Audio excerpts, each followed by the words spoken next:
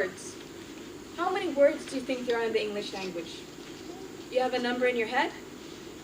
The answer is about over 1 million. Now, 1 million is just a number, so let me show you just how many 1 million dots are. Let's start in small. 100 dots and 100 words. Simple enough, right? Let's increase a bit. 1,000 dots and 1,000 words. We still know what this is, right? Let's increase even further. 100,000 dots. And this is only 1/10 of 1 million. Because this is 1 million dots. Now try to imagine a new and different word for each and every single one of these dots. They have their own power, each and every one of these words. And they have power over us. They are their own masters. However, they can't stop us from using them. With words, we've created a society.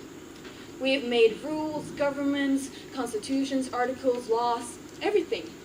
Words are what formed us, and words are what separate us from other animals. So what do we use words for? We write and we speak.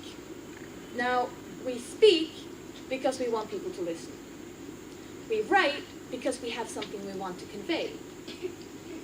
A man once said, "I know that men are won over less by the written word than by the spoken word. That every great movement on this earth owes its growth to great orators and not to great writers." Now, you all probably know who this man is. He moved a whole people. He created a fellowship and made them fight for what he thought was right. He is today known as a great speaker because of the way he moved on stage and how he acted. And if you have ideas yet? His name was Adolf Hitler. Now, Hitler became a leader in 1933. His party was small, yet he still managed to get control over that country. This is because of the way he spoke to the people. Because when he had a speech, he had written every single word of that speech himself. He had a big passion. He had such a passion for his cause that he moved the whole of Germany. And this is what makes a difference. Because Hitler didn't stand on the stage with a machine gun and threaten them. He used his words to convince them. Because if you make a corner, people look for an escape route. But he made a circular room, and they got to decide for themselves what they wanted to do. And today, in today's society, we have a similar example. The US election.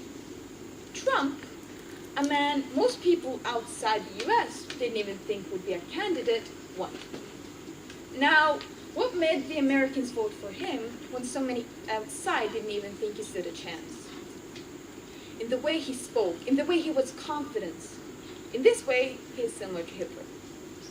Now, when he had a debate with Hitler, he kept attacking her, and often his remarks were childish and wrong. However, he showed that he didn't give in. He fought for what he thought was right, and that is what the people wanted. Because if they are not happy or pleased with their past ruler, they look for someone who they think will make the country great again. Now, Trump used and uses short, easy, but strong words when he speaks, like "Make America Great Again." And this makes people believe that he is right. He will create America great again. He will make the country rise. Now, then something happened that Trump might not have anticipated. The media wrote a lot about him. You can see him in every single newspaper. Now, even though the newspapers and magazines didn't write a good thing about him, they still wrote about him. And his name stuck to people's mind. So they helped him, not even knowing it often, even though they were against him. To use words is different from knowing words.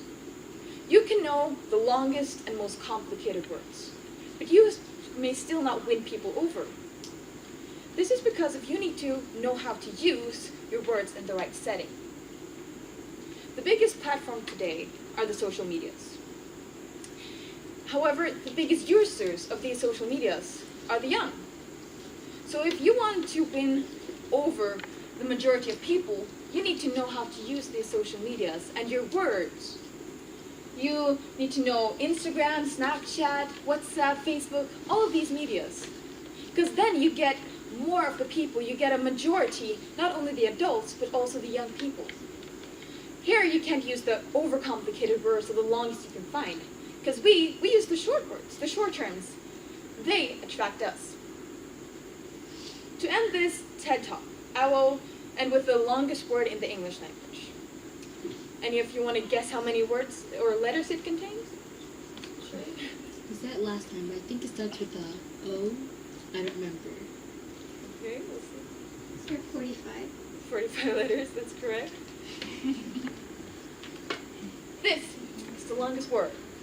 And I will not pronounce it, but it's the longest. And I think it's quite cool that we can make up these long words. Thank you.